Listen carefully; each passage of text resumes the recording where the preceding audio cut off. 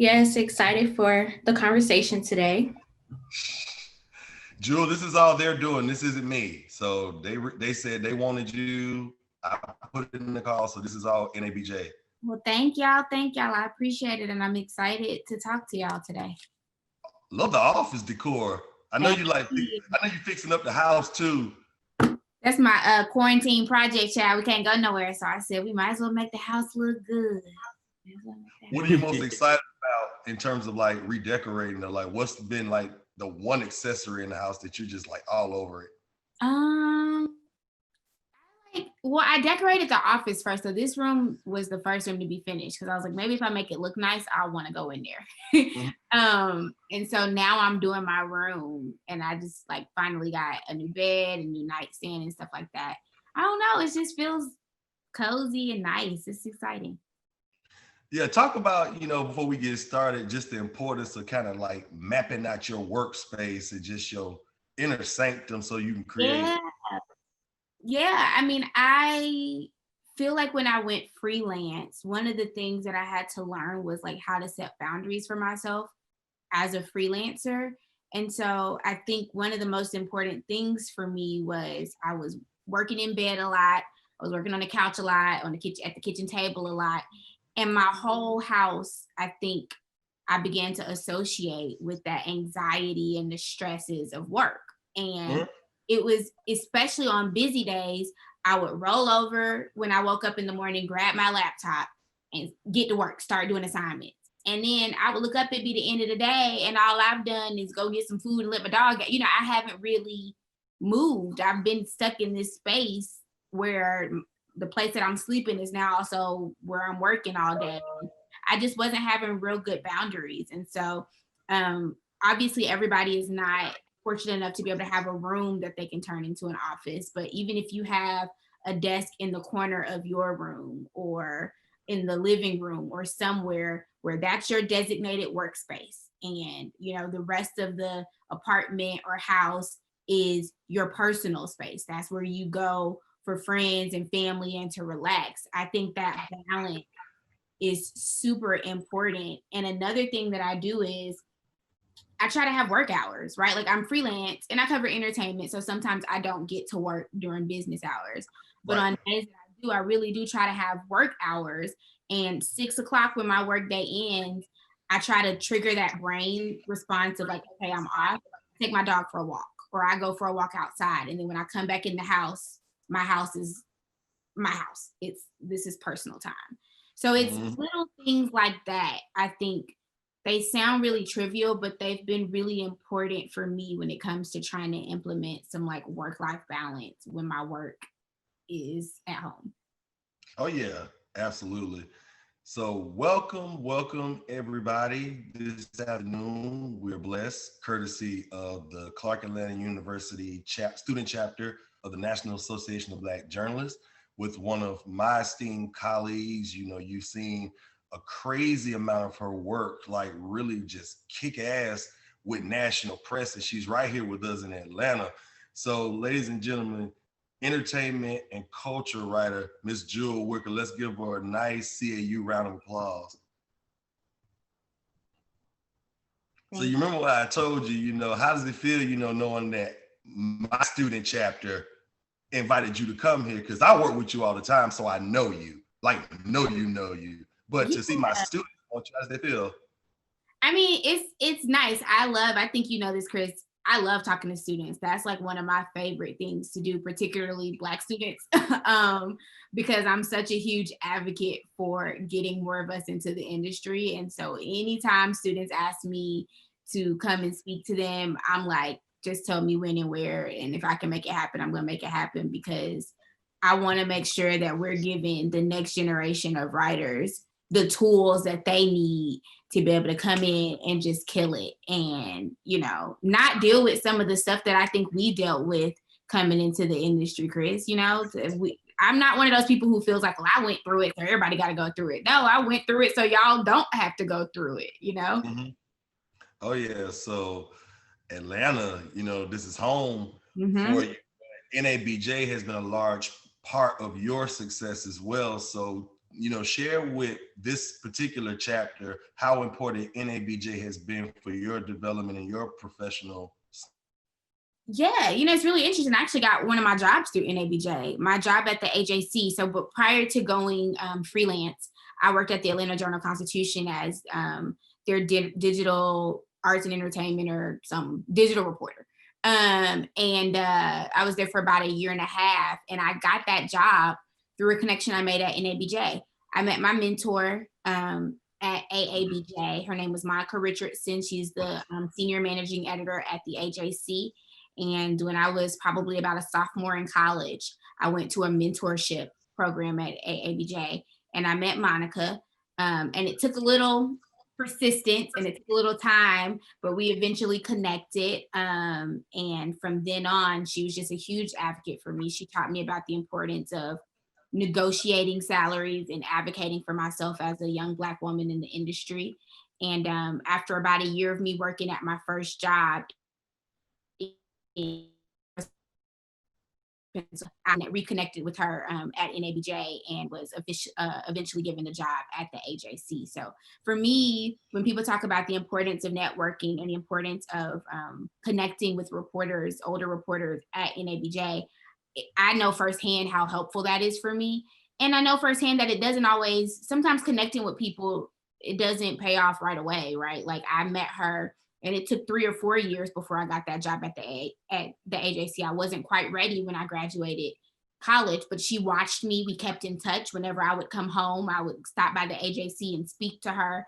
And it was building that connection that led to her referring me for this position. And it took a few years, but obviously it paid off. How did you find journalism? I don't think I've ever asked you that, but where did it come in for you? It's really funny, Chris. I know as a kid, I used to like interview my stuffed animals and call myself Oprah, but I don't think I really knew what journalism was. I think I just was a child who liked the sound of my voice, which is unfortunate. But when I got to high school, I was so in love with music and I loved going to concerts, and I liked going to concerts across the genre spectrum. And my friends were like, girl, we don't care. And so I eventually started a blog because no one wanted to listen to my musical rants in school anymore. And I don't think it was until my senior year of high school that I got an internship, and I had this blog and I had this web show, and I was trying to decide, what do I want to do? And I was like, I want to do something with music. I'm not a performer. I don't think I have the patience to be a manager. What can I do? And I think it was right around the time that I started to go to college that I realized, oh, this is a job. Like I could like become a journalist and write about music, and it kind of build on what I've been doing with this blog and learn to write for digital as a reporter. And that's just kind of how I fell into it. I don't think it was something that was like, oh, I've always wanted to be a reporter. I just kind of realized it was a career path. Now, your actual social handle is at Jewel Wicker Show. Is that kind of where that came into? That is exactly where it came from. I'm one of those people who have had Twitter since I was in high school. So I'm stuck with the name I'm stuck with. But I had a web show and I had a blog, and the blog and web show were called The Jewel Wicker Show. And so that's where my Twitter handle comes from. Yeah. Oh, okay. So what was the first concert you ever went to, and how did it make you feel?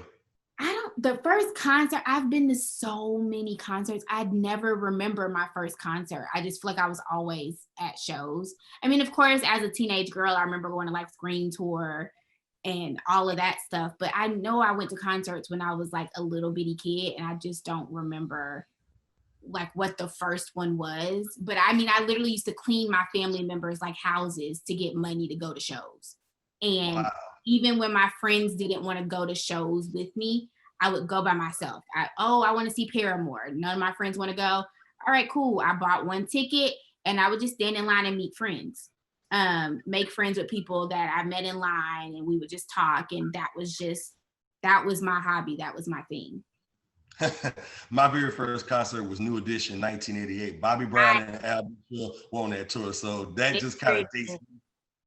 I'm just one of those people, I grew up, my mom was very into music. I grew up on, I call them the Holy Contralto Trinity, Anita Baker, Tony Braxton, and Brandy. That's what I grew up on. The Holy Trinity for sure.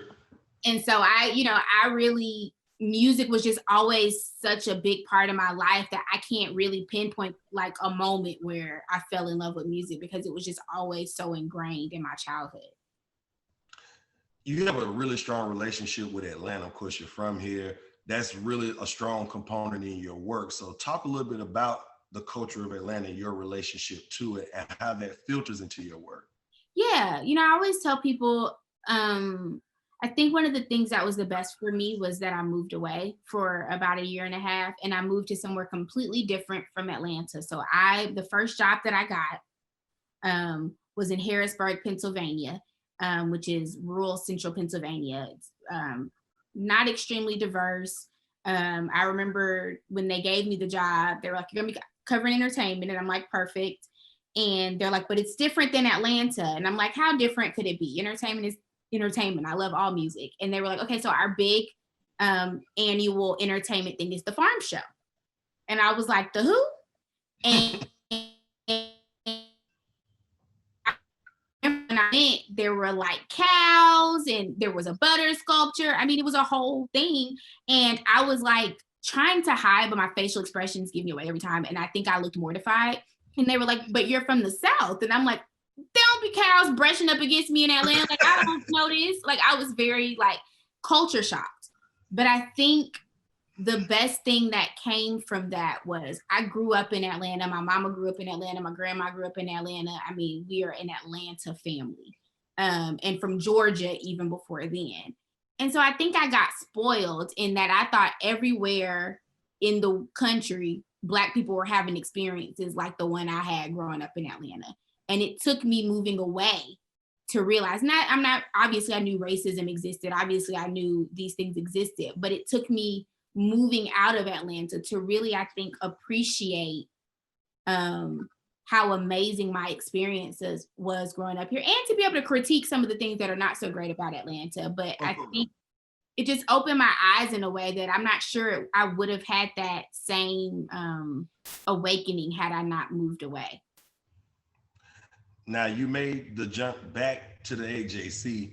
How was that for you? And what was the moment that made you want to freelance? Yeah, so I moved away in a really interesting time too, because Atlanta, I graduated from college in 2014. And at that time, I interned at Atlanta Magazine that summer, and then I moved away. And when I interned at Atlanta Magazine, I remember we were working on articles about how the Beltline was about to be built and Pont City Market. All of these things were not existent before I moved away. And when I came back, they were here. And Atlanta had gone through this kind of transformation, right? The things that we're currently going through. And so I think that was just such a pivotal time in Atlanta. And so to come back and work for the AJC, first of all, to work for the AJC was a dream for me. I never thought that I would be able to work there specifically a year and a half out of college. I mean, that's amazing.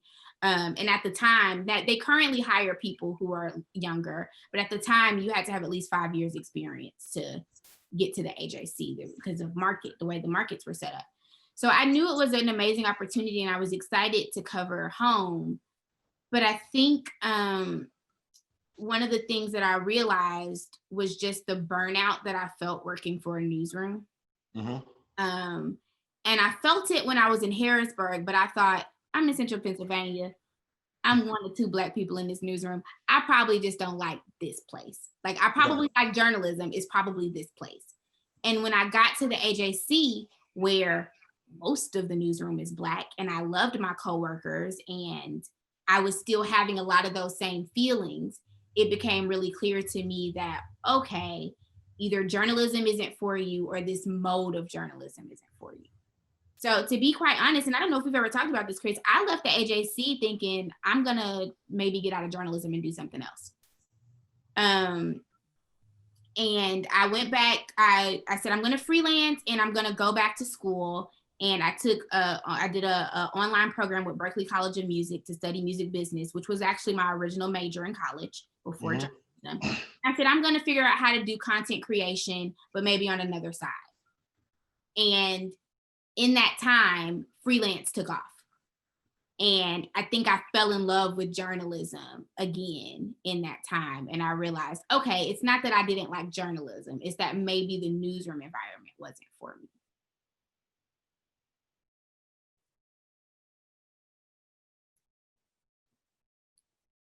Oh, sorry, I can't hear you. What happened? Oh, he went out. He'll be back. Yeah, he always. Can you hear me okay? There you go. There you go. There you go. All right. So what was your first big placement, Jewel? Ooh, that's a good question.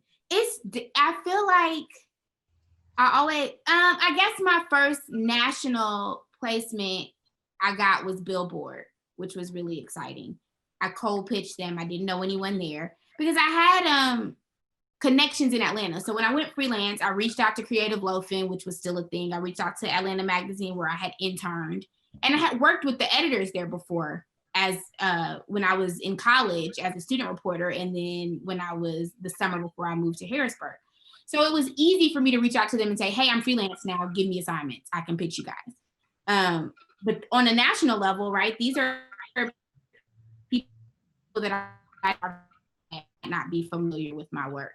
And so cold pitching Billboard and getting that first assignment picked up, which has turned into, I've worked with them for 3.5 years now. They've been one of my more consistent clients. I think that was definitely a huge accomplishment for me as a new freelancer. And then you end up working with the wonderful Gail Mitchell on that 21 Savage piece. You know, I told you I never got that either. So that was a big deal. So what was that like working with such a legend in the game?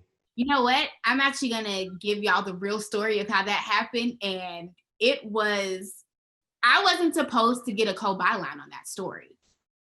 It was, they wanted me to do some original, some kind of contributing reporting. So I was going to get a contributor byline.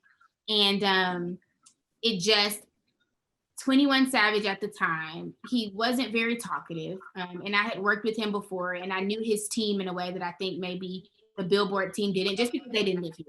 And Gail had a trip planned and had already told them she didn't want that assignment because she had a trip planned. And they were like, no, you can get it done before then. She could not get it done before then. So then she was like, I gotta go. And I was stuck trying to like figure out how to turn. So I ended up getting the co-byline because I got pulled in the end to kind of bring the story together, and ended up doing a good bit of writing for it, which was not planned. But Gail was, I mean, a dream. I'm looking, and right now, right in front of me, I still have a card from her that she sent me with a beautiful scarf. She was out of the country. Wherever she came from, she brought me a scarf back. And it was just like, thank you so much. Like, you were just amazing. And I really appreciate the way you like stepped in and, you know, handled this. And I mean, she still is just one of the kindest, more generous reporters that I've ever met. And I'm just so grateful to have been able to work so closely with her on an assignment. Yeah, make sure y'all research Gail Mitchell. She's a legend. So talk about pitching and how important, what goes into it, what goes into that pitch when you send it off? You know, I think I had to learn that when I went freelance. I think I was a little naive. I was a lot naive. And I thought, how hard can it be, right? Like, you just pitch stuff. I write, I know how to pitch. But what I realized is I don't know how to pitch. I know how to pitch when I'm at the AJC. Pitching was me going to my editor and being like, I'm writing this story. And she'd be like, okay, bye, right? I didn't have to really ask to write a story. I just wrote the story. I knew what I would do well, and so I just wrote it. But there wasn't a like formal pitching process. Well, if you are pitching something to a national publication that gets a lot of pitches and has never met you a day in their life, and you were new to freelancing, so you don't have a bunch of other national publications under your belt, you kind of got to bring it, and you have to have a formal pitching process. And I realized that I didn't have that because I wasn't getting any responses. And so I took a class from Morgan Jerkins, who is an editor at Zora. And Rodney Jerkins' niece, right? I had no idea. And it's so funny because I was in class like, I love Brandy. And she never said anything. But she taught a class on pitching. And it was like 3 weeks of the class. And then in the final week, for the entire week, you could send her pitches and she would critique them and help you revise them so you could send them off. And one of the pitches that she helped with was the pitch I eventually sent to Billboard and the first pitch that they accepted. Then Spotify, that project. That was a dream. I did earlier this year for February for Black History Month. I did a pop-up exhibit in Soho, New York with Spotify. It was called Phenomenal Black Music. And we highlighted about, I want to say 15 songs that were essential to the Black music experience. And we wanted to pick stuff that maybe wasn't as expected and stuff that wasn't as celebrated. And then we picked about 15 women, Black women, to highlight, because we really wanted to highlight Black women in the space and talk about how essential they are to the history of Black music. And that was a dream. I think because, and I do write for print, but so much of my work, even before I became a real reporter, right? When I was a teenager, I was writing for the internet. So much of my work has always existed online.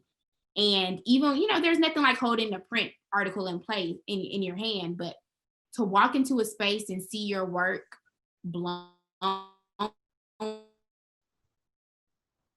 art exhibits to go along with it, and to see thousands of people walking around engaging with your work, that was an experience that, it was nothing like it. And I don't think that I knew that I was interested in curation until that happened. NPR.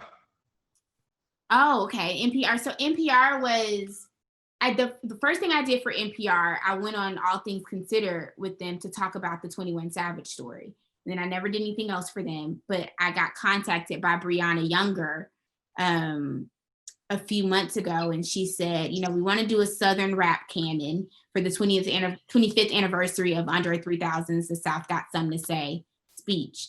And I was like, oh, say less. And I didn't really know what was on the project or who was on the project until it came out. But to see the list of writers that were participating, just all phenomenal writers that I felt very honored to be a part of. But then maybe a few days before it came out, she sent us the full list of songs. And my little Southern Atlanta heart just, from the Yin Yang Twins to Lil Jon and the East Side Boys, to see all of those artists and those songs get the shine that I feel like they've always deserved. And to be a part of that was just really, it was amazing. Each of us have our one publication where we normally pitch to, and we get a lot of work in it. For me, it was The Undefeated. For you, it's Teen Vogue. So tell us the story about just your relationship with Teen Vogue. I think that's a good story, especially for students, because it's a lesson of like how you use social media to get work. I got connected with Teen Vogue from Twitter. Actually, I got connected with The Hollywood Reporter from Twitter. A lot of my assignments have come from Twitter. Pitchfork editor, when he emailed me, he was like, I follow you on Twitter. And I was like, oh God, what I said, but I follow a lot of editors on Twitter. Sometimes they follow me back, sometimes they don't. It's okay. But I watch out for it. And my friends send me stuff too when they see it, when they're called for submissions. And so Teen Vogue was one of the first national clients that I got. I was looking for what we call in freelance an anchor client. And essentially what an anchor client means is that it's easier if you have an anchor client and I do X amount of assignments for them, I make X amount of money for them a month, and I pitch on top of that versus pitching from zero. It's much harder to pitch from zero than if you have kind of a permalance or an anchor client where you have a guaranteed amount of money coming in and then you pitch on top of that. So I was looking for an anchor client, and I had the Fader at the time, and I was looking for another one. And Lucy Diavolo, who is an editor, she's the news and politics editor for Teen Vogue, she tweeted and said she was looking for writers, specifically some people of color. And so I reached out, and I thought she might not email me back, right? My main beat is entertainment. But I did do some news and politics reporting for the AJC. And she emailed me back right away, and she said, I actually like when entertainment reporters cover news and politics because they simplify things. And I think sometimes news reporters can kind of get into some insider baseball. And so she said, I'll be in touch. And I was like, I will never hear from her again. And the next day she was in touch, and I have worked with her for 3.5 years since. Absolutely. Talk about the importance of building that network. You've asked me for contacts before, and I've helped you on stories and vice versa. So how does that feel, having that tribe to get that story out there? Oh, you have to, right? Like I did it yesterday. I'm working on a profile of Playboy Cardi right now. And I needed to get in touch with Key, who is a rapper here in Atlanta. And I hit up one of my friends because I know she produced a show for Key. And I'm like, give me Key's manager's like email address. And she's like, I got you, girl. Here you go. You know, that network is essential, because I think it's really important as a reporter, even when you're an expert on your beat, to realize you don't know everything. You can't know everything, and you can't know everyone. And if you get into the space where you think you do, you're in trouble. And so it's really important to be able to lean on that network, but then to also be a resource to other people too, right? If you're always reaching out to people and asking for stuff, and then when they ask you, you like, they're not gonna help you no more. So, one of the things that I really like about Atlanta is how communal and familiar the freelance community is here. I found out very quickly about that when I went freelance, and everything from getting sources to finding out, how do y'all invoice? What invoicing system are y'all using? Talk about quarterly taxes, or talking about negotiating rates. I mean, all of those things, to me, I got from other freelancers. For example, when I did the NPR radio thing, I think I tweeted, oh, I'll be on NPR, all things considered tonight. I got a DM from another freelancer like, FYI, girl, they pay $150 for appearances, so make sure you get paid. And I was, like that, we look out for each other. And so we gonna make sure, nah, girl, they lowballed you on that. You need to get, I got paid $400. You need to you need to negotiate. Like, we look out for each other. And that's really, really important. Once that pandemic hit, media kind of took a little interesting turn, and we was back and forth like, wait a minute, are they paying this? Can you get a pitch gun here? What's going on? So how did you weather that? Because we still ended up with good work, but it was rough a couple of weeks. So how did you I'm not gonna lie. I had about 2 months where things were just pretty bleak. Okay. Work really pretty much slowed down to a halt. It was really, really bleak. I would say April and May was like that for me. In June, everybody needed a Black reporter because protests were happening. That was really interesting. But April and May were very, very slow for me, to the point where I was like, how long this gonna last? How long this gonna go on? I always tell people I'm very fortunate. And the reason that I could even go freelance in the first place was because I had a savings where I knew I wasn't gonna have to move back in with my mama if I had a rough month or two, right? Like, and so you have to acknowledge that privilege when you're talking to people, because if you just make it seem like, well, girl, I just, went freelance on day one and I was automatically paid, that's not realistic and it's not fair. And so I was really fortunate that I could weather that storm in April and May. And I think I've made up for that loss with assignments towards the rest of the year, very luckily and fortunately. But it's hard. And I mean, I think about other freelancers who maybe don't have a savings, or maybe don't have a mama they can move back in with, or anything like that, and they have a rough month or two. What do? It's unfortunate. Yeah, because you remember I text you when you asked me, I said, just chill, we're gonna be okay. They're just trying to figure themselves out right now, because all that bad seed is just in the dirt. So once they clean it out, we're gonna be fine. We have been ever since.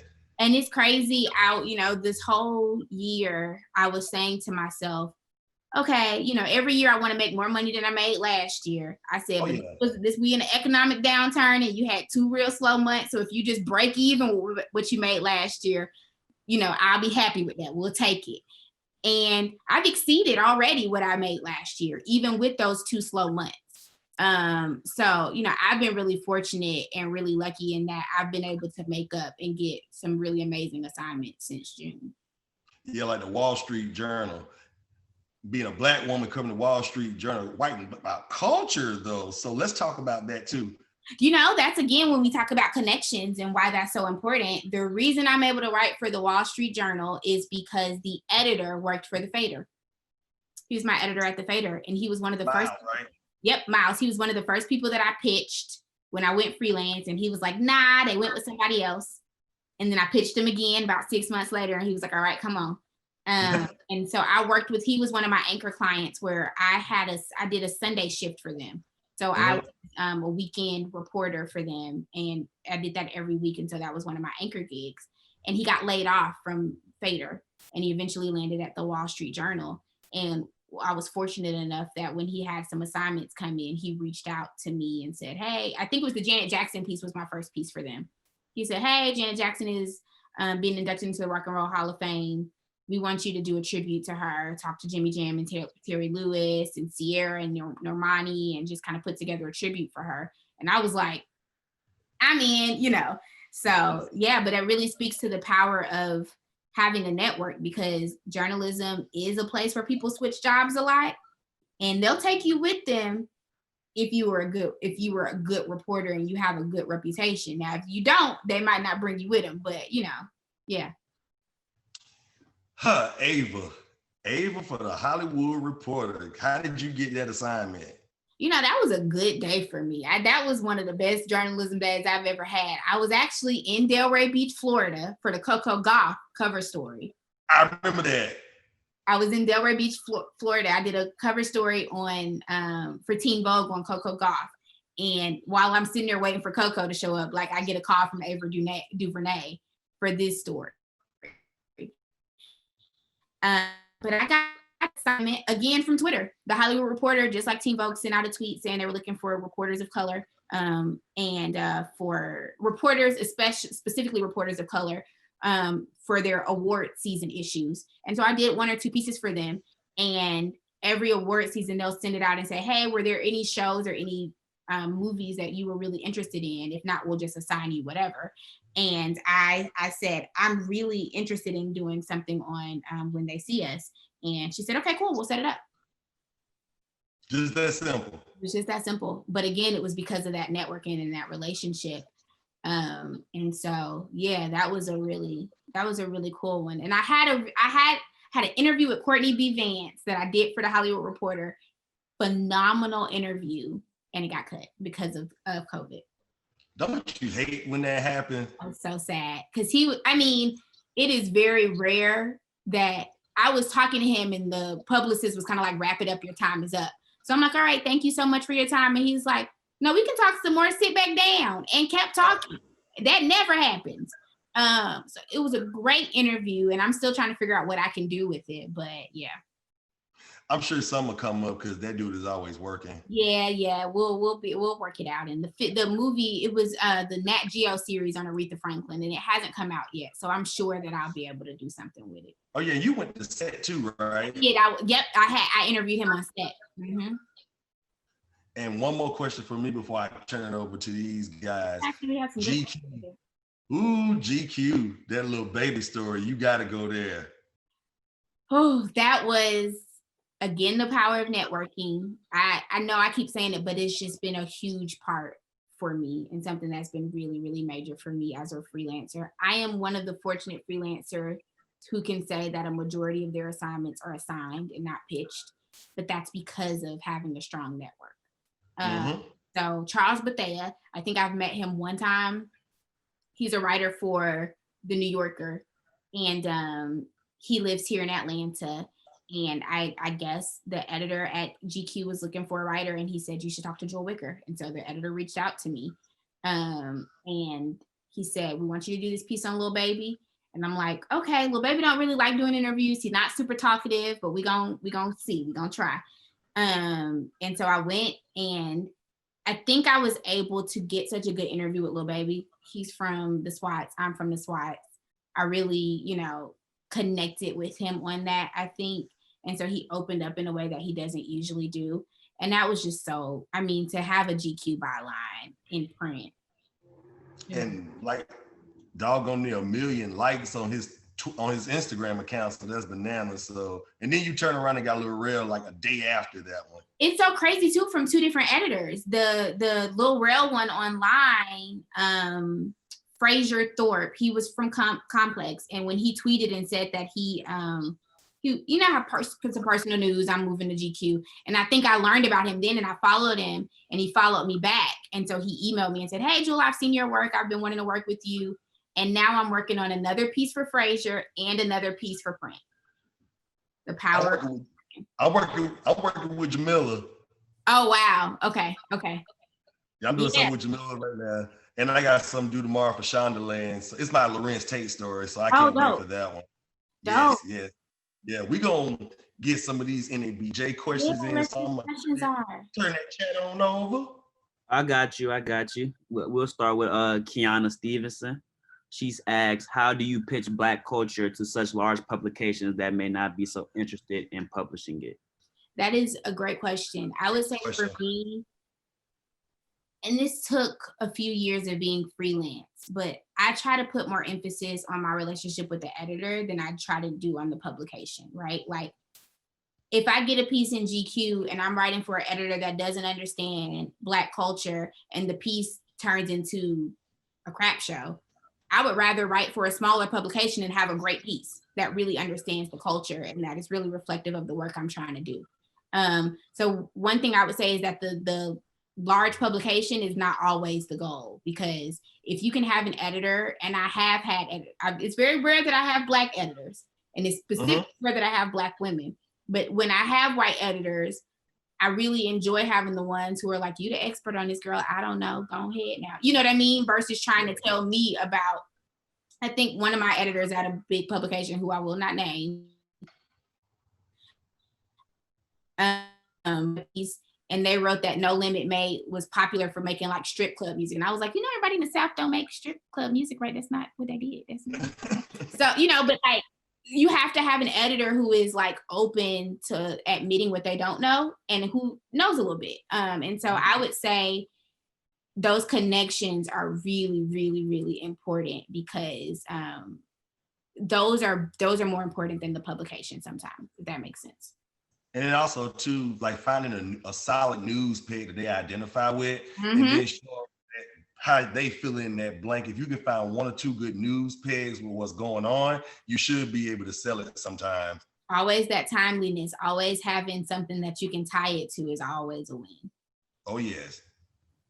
Kiana's dope, by the way. Hey, Kiana. Gianna Levy asks, with everything that is going on in the world, how do you manage to stay inspired and even have the desire to continue to create content? Sometimes I don't. I'm not about to lie. That's a great question, Gianna. Sometimes I don't. Sometimes, like, look, I'm sitting in my office today. Yesterday, I was like, either I'm gonna do work from this bed or I'm not gonna do it at all. So guess what I did? I did work from the bed. Not ideal. I do not encourage it, but sometimes you gotta do what you gotta do. I mean, we are in a pandemic. It is a hard time. I'm not about to sit here and force myself to pretend like we are in normal times. Sometimes I am missed to-do list. I got everything in the schedule and I'm organized. And sometimes it's enough that I just got the work done and I turned it in. Everybody leave me alone. Like, just be real. Like, you have to be real with yourself. That's not to say that you don't get the work done. I always get the work done. I don't miss deadlines. I'm very, I understand the importance of turning in consistent, clean copy, but I'm not gonna kill myself for a job. This is still a job. I love it, but if something is going on, or if I need to take a second, I need to give myself a beat or prioritize and set boundaries, I have to do that. And so a good example of that, last week, I was waiting for a rapper who shall not be named, and we were supposed to talk on Tuesday, then we were supposed to talk on Wednesday, then we were supposed to talk on Thursday, then we were supposed to talk on Friday. On Friday at 6, they were like, we about to send you a time, stand by. I stood by, never got a time. So Saturday rolls around. And again, I understand it, things come up, but just shoot me an email and say, well, girl, don't stand by no more. It's not going to happen, so I can go about my life. Saturday rolled around and they hit me at the last minute and said, can you come to the studio at 8? I said, I cannot. I'm busy. Leave me alone, right? We did it on Sunday. He was still late, but it ain't a problem. But I set that boundary on Saturday because I'm like, what y'all not going to do is stand me up for a whole week and then hit me up at the last. No, like, I'm okay. I understand in entertainment, you got to be flexible, but you also have to set boundaries and say, all right, now let's be respectful about this. And I think that's a hard thing to learn, especially as a Black woman, but it's something that I've really, really been working on. if I'm cooking, I ain't leaving my house. So if you missed the interview, that's on you. So it's all good. I ain't heard from no assignments over in this house. And it's so funny because I thought my editor was going to be mad at me for saying I'm not available on Saturday. He was like, oh, I totally understand. Thank you so much. And we finally got it done. And he called me yesterday. He said, my team is just so grateful for you and your professionalism. So that's a lesson to y'all as, you know, young reporters, especially Black women who I know have a harder time with setting boundaries. Sometimes you will be surprised when people support you for setting boundaries for yourself. So I know it's scary, but you have to draw the line somewhere. And just because you draw the line doesn't mean you're going to miss out on an assignment. You know, people will respect you. And you can't do your best work that way. So let it go. Thank you so much for answering my question. I'm going to continue with the Q&A. Okay.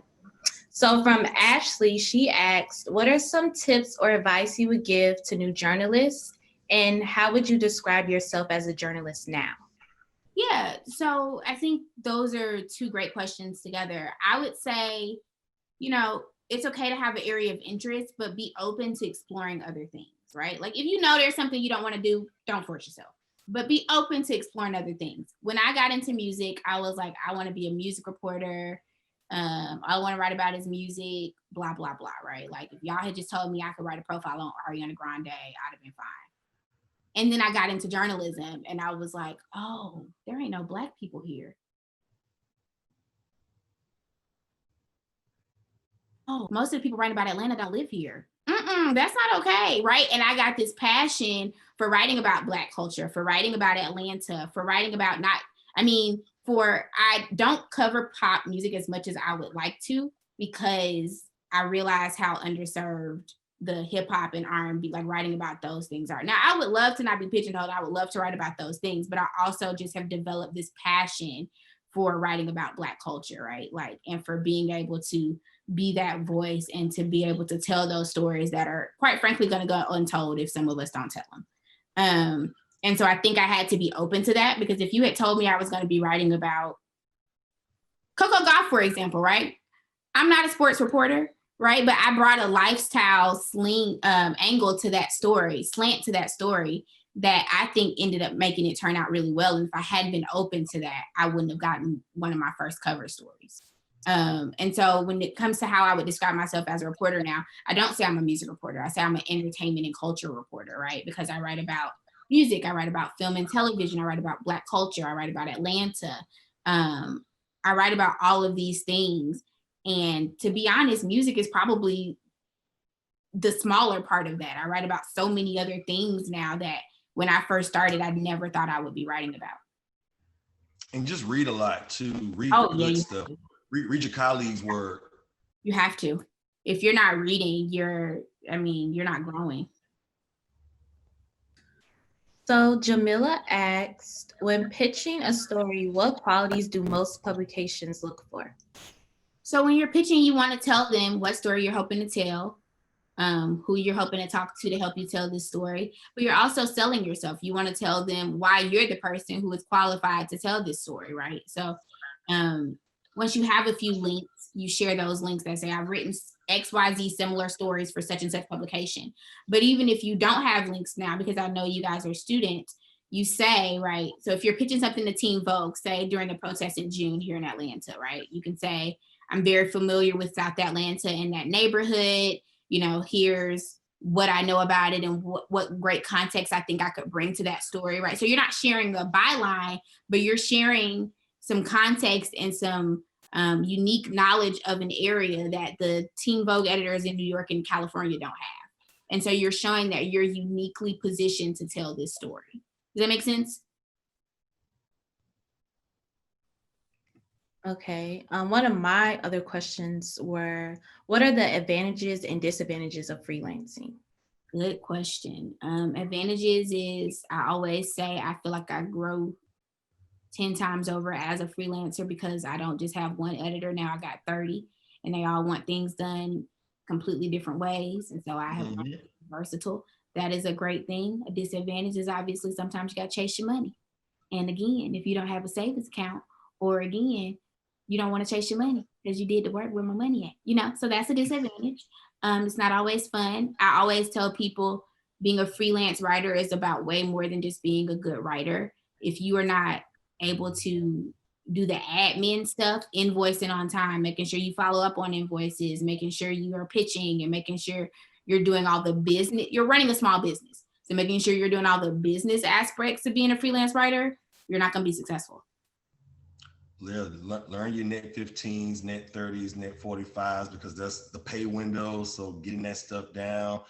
You got to read your contracts. You got to know what your contracts are saying. What rights are you giving away? How do you negotiate to get some of those rights back? When are you willing to give up some of those rights? You have to, I mean, these are all very important things. And they could really come back to haunt you if you don't know what you're signing. And cyber stalking PR people. Everybody want to run your editorial calendar. It's like, you do PR for that client. I manage this. Stay out of my line, please. So Paulina asks, what makes articles/texts great? Are there any criteria in your opinion? Great question, Paulina. I mean, I think it depends, but I mean, compelling characters are just something that draws me into a story, right? Like whether that's a news story, entertainment story. And one of the things I try to do when we talk about my role as an entertainment and culture reporter, right? I always think about it in a way that I'm using entertainment as a vessel to tell stories about Black culture, about Atlanta, about the Black experience in America, right? So I might be talking about a specific show or a specific artist, much more than that. And so if you can use a great character as a way to open the door to talk about some bigger issues, I always think that's a really good thing. Yeah, tell a human story. Find the most basic thing that people can identify with and use that scene, good colors, good actions that you can identify with, make great stories. The only thing that's different is they play sports, they write books, they make music. Mm-hmm. But just finding that human component is what makes a story good. Okay. Kayla wants to know, what is one of your most rewarding bylines? What was that one assignment that really touched you the most? That's a great question, Kayla. So I would say it's hard because I have a lot of favorite bylines, but I will say I worked on a story this year that was actually a smaller byline, but it was really, really rewarding for me. So I did a piece for Jekyll Island. The city of Jekyll Island has like a small magazine that they put out for tourists. And they reached me because they're owned by Atlanta Magazine. And they said they wanted to do a story on St. Andrew Beach, which was the segregated portion of Jekyll Island that was only for Black people during segregation. And they wanted to do a story on it and how artists like Otis Redding and James Brown and B.B. King came to play there doing the Chitlin circuit. And that was such a fun story to tell because one, I'm a history buff, and it was maybe only a 3 to 5 year period that beach was open before segregation was, we were integrated. And so the beaches were integrated. And so it was really hard to tell that story because a lot of people that were involved had already passed away. And so it was really rewarding to dig through like the Atlanta Daily World and old Black newspapers and find these advertisements for like the one Black hotel that was there, and to like find these old stories that the mainstream publications hadn't covered. I cold called this poor old lady in College Park, and she was a wealth of knowledge. She started working there when she was 17, and she met her husband there, and they got married. And it was just such a beautiful story about Georgia and Black history in Georgia that wasn't told very well. And being a part of documenting that was really, really, it was amazing for me. Okay, so Deracia, I'm sorry if I'm saying your name wrong. She's saying that she's having the same experience that you had with being from Georgia, but now she's in a city without much entertainment. She goes to Syracuse University. Mm-hmm. And she wants to know, how can she still pitch entertainment stories even if she's not in an entertainment city right now? That is an excellent question. I would say you have to broaden your views of maybe what you're considering entertainment, because I'm sure Syracuse has its own brand of entertainment. It just might not be what we consider entertainment here in Georgia. So that might be the farm show, or I cover, again, I went to a variety of concerts when I was here in Atlanta, but I primarily covered pop and rock and country when I was in Harrisburg, because that's what they were listening to. I covered a lot of local, smaller artists. I covered the LGBT community and what kind of entertainment was really important to them. And one of the things that I would say is, even if it's not something you're terribly interested in, you grow as a reporter when you learn to cover these things, right? Like when you learn to cover things outside of your small world. And so I think it made me a better reporter when I moved back here to Atlanta, to be able to cover entertainment in a city that's not known for entertainment. So I would just really push you to find what's unique about Syracuse, what's unique about that area, what kind of entertainment are they into? And you might not like it, I'm gonna be honest, but it's really like being a reporter and learning how to cater to what your audience is interested in is really, really important. And honestly, Syracuse is a really prominent institution.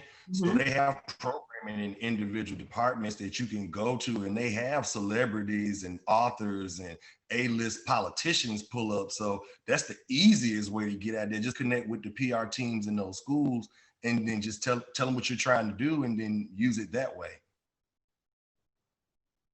Absolutely. Okay. So another question that I had was, what more would you love to accomplish? Oh, that's a great question. I think I would love to do more. I really enjoy that at the Spotify event. So I would love to do more curation and more pop-up exhibits. That would be something that'd be really exciting for me. You said documentaries was a thing you wanted to get into. Oh yeah, right? I want to do a documentary. I'm trying to get this podcast off. Well, I got a lot now. Y'all ain't say all of it. I'm trying to get a podcast off the ground. I want to do documentaries. I was a film minor in school. I'm obsessed with documentaries, and I think it goes hand in hand with journalism. I want to write a book one day. I mean, there's a lot that I want to accomplish. I'm sure literary agents are probably eyeing you like they're eyeing me right now. Yeah, they need to reach in. Come on now, contact me. I'm listening. Mm-hmm. So Jamila asked, what was the most challenging things that you faced when creating content for yourself working with other publications? I think I understand what you're trying to say. I think you're talking about in my earlier years when I was like creating content for like a web show and a blog, and then when I went to like work because I have a blog, so that's why that. Okay, perfect. Yeah. No, that's an excellent question. You know what? The funny thing, Jamila, is that blog helped me get my first job. I remember when I was interning, a lot of the internships I was getting wasn't specifically entertainment reporting. It was more general assignment. And I knew I wanted to be an entertainment reporter. And so I kept the blog all throughout college because I wanted to say, here are the traditional internships I did, and then here's some entertainment writing I've done to show that I really wanted to be an entertainment reporter. And I remember when I went for the job interview in Harrisburg, this was in 2014, so obviously it was a few years ago, but they asked me something about SEO and how I learned about it. And I was like, I don't know, I just kind of taught myself for my blog, and I thought I bombed that question. And they really appreciated the initiative. The fact that you took this so seriously, you taught yourself how to promote yourself on the web, how to get, your blog posts visible to people, and kind of built a little social media following based off of that. That initiative meant a lot to employers. And so I remember I went to NABJ one year, and I was so discouraged because I had my little blog on my resume with my internships, and they were like, take that off, don't nobody care about that. And I was like, I'm not taking my blog off my resume. And I did it, and it worked. So all I'm saying is advice is great. It is very important to listen to people who have been in the industry, but you also have to understand that your path is your own. And sometimes their path, they're not giving you bad advice because they're buttholes. They're giving you bad advice because that's what worked for them. And sometimes what worked for them is not what worked for you. So of course, take advice, but also trust your instincts, and know what works for you. And, understand that it might take you a little longer because that's not the path you want to take. But if you really want to go in that direction, you'll get there. That's right. Okay. Kiana wants to know, what are some things you wish you would have known about media and or news writing in college? You know, Kiana, I don't think I realized, again, I went to school in Atlanta, Georgia. I really don't think I realized just how much media was lacking diversity. And when I say diversity, I don't just mean diversity with race. I mean sexual orientation. I mean gender. I mean class. I mean, if all the Black people in journalism went to Harvard, then we still got a problem, right? Like, it's just not a diverse industry. And I don't think I realized just how bad it was until I got in the field. And I wish I would have known that, because I think it would have helped me have a less hard time in my first few years in journalism, right? Like, I moved to a city where I didn't know anybody. I was one of 2 Black reporters. And I didn't really have a schedule that allowed me to go out and make friends. I worked on the weekends. I was an entertainment reporter. And it was really, really isolating. And this was at a time when Mike Brown had passed away, and all of this stuff about Black Lives Matter was happening. And I'm in this really, really white newsroom. And everybody's looking at me like, what do we say to the Black people? And I'm like, well, y'all know I'm not the spokesperson for Black people, right? And this was my first time having this experience, having this encounter, because I grew up in predominantly Black neighborhoods here. So I didn't have to explain stuff to white people. And so I think when I think back to some things I wish I would have known, I think just realizing that that was a thing that I was going to encounter would have helped me have less of a hard time. The Doracia, she asked, when you pitch to different platforms with stories that involve an artist, such as the Playboy Cardi profile, do you pitch that artist and find the sources, or do your clients bring you the artists and contacts? I think I understand what you're asking me. So the Playboy Cardi one specifically, I was assigned that. But I get sources in a number of ways. So sometimes I'll pitch the artist I'll go to a publication and say, hey, I think it's a good idea to cover this artist. I do have sources in mind, although I don't do a whole bunch of work before getting an assignment accepted, just because time is money. But I have it happen the other way too, where either PR people will contact me and pitch me, and then I'll pitch the publication, or the publication will reach out to me and say, what do you know about this artist? Are you interested in covering them? And then I'll kind of build sources from there. It can definitely work both ways, especially when you get to a point like where Jewel and I both are. It can just happen. Like, we'll wake up in the morning, be 3 emails. Can you take this assignment? Can you take this assignment? Can you take this assignment? And I have a hard time saying no sometimes, depending on what it is. But so I'm just like, okay. But it can work both ways. Yeah. Jamila wants to know, what things should she ingest in regards of the pitching process? That's a great question. So I took a pitching class. That pitching class is no longer available, but I always tell people you can find those resources on Twitter, on social media, right? There are always editors who are being like, this is how I like to be pitched. This is not how I like to be pitched. There are threads about the pitching advice and things like that. So doing a simple Twitter search, but there's a guy, hold on one second, I'm going to look up his name, because he has a blog that's really helpful. His name is Tim Herrera. He's a New York Times editor, and he has a Substack that's called Freelancing with Tim. So he does Q&As, like he just did one with Taylor Crumpton, who's a really popular culture writer. But he does a Substack newsletter that features I think over 50 publications and how they like to be pitched and contact information. But he also every Sunday does a few webinars on Zoom that also talk about this. So I would follow him. And then Study Hall is another resource that might be helpful. And I think it's maybe, I pay $11 a month, but if you are a person of color, you can get it for as cheap as $1. So, you want to use your reparations child, go ahead and use it. So they every week publish a newsletter where they write out who is looking for pitches. And it's always a whole bunch of people looking for pitches and their editor contact information. And what I do is, I'm going to have a pitch for them right now, but if I want to write for that publication, I'll just save that contact information so that when I'm ready to pitch them, I can go back. And if you take any of my classes, they'll tell you I teach that all the time. So I'm the only professor that will do that, but that's a very important step. That's actually more important than writing the story. So I focus on that quite a bit. Yeah. So I had another question. What are some interviewing tips to help it make it sound more like a conversation and not so structured? I think that goes into preparation. Prep, right? The more researched you are, the more prepared you are, the less likely you are to have to go, okay, question number 1, question number 2, question number 3, right? So I immerse myself in what exists on the internet already about this artist, right? Like what newspaper articles, what blog posts, what Twitter, so Instagram, TikToks exist about this artist. What are people saying about them? I immerse myself in that because I don't want to regurgitate something that's already out there. So a way that I can, if I immerse myself, I can say, okay, what questions do I have that are not already out there, right? So I start there. And then I just jot down questions. And sometimes I even do them in sections if I feel like, if I'm doing a full profile, so I'll do like personal life, early years, I'll like kind of form them into sections. And I really immerse myself in those questions and in that research.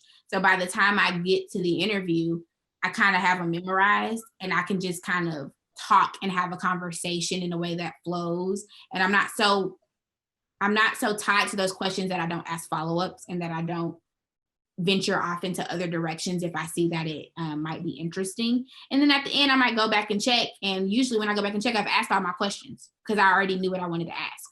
Does that make sense? That makes sense.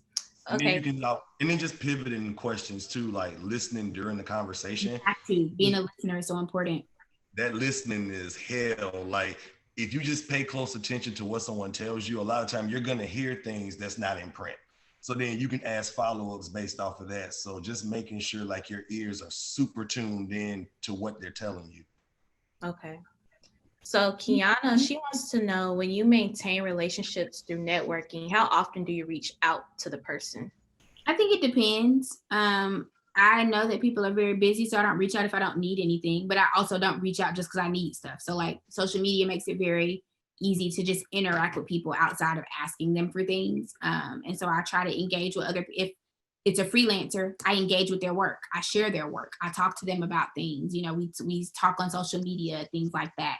So that it's not like, girl, you only hear from me every 6 months when I'm asking you if you got this contact. No, you know what I mean? Like this is somebody that I talk to, I engage with. We communicate about whether it's journalism, Atlanta, some funny meme on Twitter, like we're engaging with each other. Same with editors. And it was honestly the same thing with my AJC, the managing editor there, my mentor, right? I wasn't reaching out to her like, girl, you got a job for me? Girl, you got an internship for me? I just knew she was an amazing person to know. And I, quite frankly, when I was coming back home from Harrisburg to visit, never thought she was going to give me a job because I didn't think I qualified. I was just coming back to stay in touch because she was such a resource of knowledge and wisdom and inspiration for me. And so when she revealed that there was a job, I was like, huh? I was surprised, right? But so I would say that's really important. Keep in touch regularly, but don't just be like, hey girl, how you doing? Da-da-da-da, every 3 days, so people busy and they're not gonna respond. And just test the temperature in the email correspondence too. You can tell when someone likes you and want to talk to you, or even like if somebody wants to call you. Like our editors probably call us at this point to talk through stuff, and they don't do that. So when you get to a point where they physically have your number, you have theirs, that's when you know shit is real. So that's what it is. Okay, so another one of my questions was, while being given so many assignments, how do you prioritize your mental health / self-care? Great question. I do that by setting boundaries. So we talked a little bit about those boundaries earlier. That means trying not to work from bed, but it's okay if you're having a hard day and that's the only time you can get work done. We're gonna have to make it work. That means setting office hours and trying to stick to them as much as possible. That means saying no, Saturday at 8 don't work for me when you've been stood up for the past 4 days and ain't nobody had no consideration. And you can do it in a professional way. That's not to say you got to have an attitude, but you can set boundaries and tell people what works for you. And I think it's all very scary at first, but people respect you, and people can't be mad at you when you say, well, girl, you know good and well that don't work. They're gonna be like, well, yeah, I know, I just thought I'd try it, right? Like people are not gonna be as mad as you think they are. And I think it's really, really important to one, have friends outside of journalism that'll let you know, girl, it really ain't that serious. Because in journalism, everything seems so serious. And then you talk to your other friends and they be like, girl, it ain't that deep. And you're like, okay, thank you. Right? Like, don't be so self-important that you just think everything, all this journalism stuff this is not the whole world, you know? And so having hobbies and things that you enjoy and love outside of media are really important to grounding you and kind of giving you that good mental space to not have journalism be your whole world. Because I always tell people, GQ might not call me tomorrow. And if my whole self-worth is in getting GQ bylines and GQ don't call me tomorrow, my whole world gonna crash. But if I know that I, you know, am something outside of the important bylines that I'm getting and the big names and stuff, then when GQ don't call me tomorrow, I'm like, dang, they ain't call me tomorrow, but I don't crumble, right? Like, you have to know and have self-worth and know who you are outside of national bylines and cool bylines and celebrities and all of that stuff. And stay off of social media at some point. Like, just put the phone away. When I'm cooking and I'm watching TV, no, telephone goes down. Like, set boundaries for yourself in terms of these, because this will kill you. Yeah, yeah. Okay, so I know we're like 6 minutes over time, but we have one more question from Kiana. She wants to know, as an interviewer, what do you do to make sure you're asking the right questions and not the questions you hope will give you the right answer based on the angle you have in your head? That's a great question. And I'm going to combine it with your question too about how to get people to open up, because I think those are two very similar things. So I always go in with the idea in my head that I could be wrong, right? Like, I have this idea about this thing, but I could be wrong. An example of that, and an example of getting people to open up to talk to you, is so in the GQ interview, we talk a lot about politics. And I think at the time, Paul Howard had said that Lil Baby endorsed him and he was supposed to be working with Mayor Bottoms on police reform. And from what I knew about Lil Baby and from the previous time I had talked to Lil Baby, that sounded weird to me. There was like a Rolling Stone issue where Lil Baby was like standing at the Wendy's and the burning building was behind him. And he was like, you know, and I was like, this seems strange. Like, the Lil Baby that I was familiar with didn't sound like he wanted to be a political activist. But I was open to the fact that maybe I was wrong, because people have a right to change their mind. But I was curious enough to ask him, right? Like, I'm gonna ask, and maybe he is, and maybe he ain't. And I asked him, and he was like, I didn't endorse Paul Howard, and I really don't want to be into politics. And I changed my mind about the Mayor Bottoms thing. And there we had a story, right? Because I was curious. I was open to being wrong, but I was curious enough to ask. And if I had asked him and he was like, you know, the Rayshard Brooks thing really activated me politically and made me want to get involved more, and I've changed my stance, that would have been a story too, right? So, like, it's okay if what you think turns out to be wrong, but be curious enough to ask. Does that make sense? And then the question about getting people to open up to you, I think it's all about making people comfortable, right? Like, I mean, I try to remind myself that it's not like, most people don't just love talking to strangers about their personal life and their business. It's like, I'm a stranger and I'm asking people about their personal life and their business. Okay, so how do I make them feel comfortable? And how do I show them that I am not here to misinterpret their story or to paint them in a way that I want to paint them in their full self? Now, they may not like it, but I'm going to paint them as like honestly and accurately as possible. My goal is not to like do a gotcha or to, you know, create salacious headlines or to kind of misconstrue what they're trying to convey. That's never my goal. And so I really try to make that clear. And I really try to make it clear that I'm here to understand what motivates you and who you are. I want to be able to share that with people. And I think that honesty and patience and spending time with people really helps them to open up and to really be open. I mean, because you have to be honest, a lot of celebrities have been burned before. They've said something and it's been taken out of context and it's been misconstrued. And so I understand that. I get that. And I understand that it's my job to make them feel comfortable talking to me. Oh, I think that is it. It is. Oh, yeah. I want to say thank you. Oh, I'm sorry. No, go ahead. I just want to say thank you for coming, Jewel. We really appreciate it. Me, my e-board, Gianna, Justin Bodie is also here on a part of our e-board. Professor Daniel, our moderator, and we want to say from the bottom of our hearts, thank you for coming. And then before you leave, we want to give you the opportunity to bless someone's life of our members. So we have a Poynter Newsroom Readiness Certification coupon. It is a series of journalism-based e-modules that prepare young reporters for newsroom jobs and opportunities. So based on the questions that were given, you can choose anyone from the chat that you feel gave the best questions. Oh man. To give them this opportunity. Oh no. Okay. Y'all gonna break my heart. Okay, let me see. Let me look through. No pressure, no pressure. Well,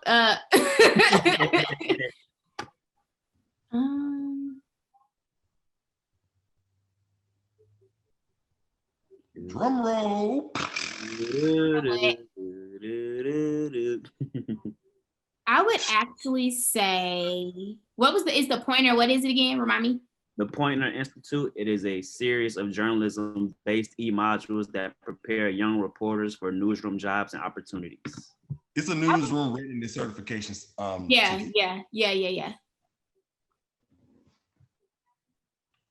I would actually say I really enjoyed your questions, Gianna, so I would give it to you. I think you had some really thoughtful questions, and I appreciate that you asked about not just how to be a reporter, but how to maintain your sanity as a reporter. That's something that I wish people would have talked to me more about. So I really enjoyed your questions. Thank you so much, but I actually have the opportunity to do it, so you get to choose somebody else. I'm gonna choose somebody else. The second person that I was going to choose was, and I'm sorry if I'm pronouncing your name wrong, Deracia Singleton. Can you tell me how to pronounce your name? No, that's right, Deracia, but I'm gonna have to give it to somebody else because I'm a CAU alum. Yeah. I graduated, so I can't. I will give it in that point, I will give it to Kayla Grant. Oh, Kayla. She has. You know what? How about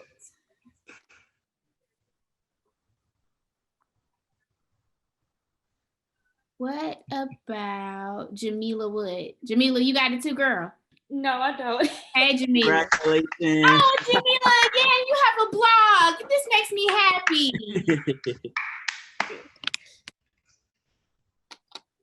Yep. Thank you so much. That was a fun. That was a fun raffle.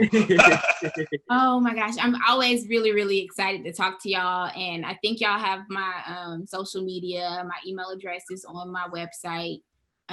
If y'all have questions, feel free to email me. Might take a while if I got a lot of emails to get back, but I do respond, I promise. And even if you just want to be like, hey, I met you at this panel and I got my first byline in a publication and I wanted to share it. I like reading stuff from students. So even if you just want to share an accomplishment, just keep in touch and let me know how things are going, because I love talking to y'all. Yeah, 4 of these guys got Poynter Institute bylines for the upcoming election. So we were able to see it. Yes. So we got a few certification coupons. So we thought we could raffle off one tonight. And we got one for the CAU Panther to raffle off too. So we got to get one up in the student newsroom next week. Perfect. All right. Well, that's great. Like I said, y'all keep in touch and keep me posted on how things go. Great. Thank you so much again. We really appreciate it. Have a great day. You're welcome. See y'all later. Bye.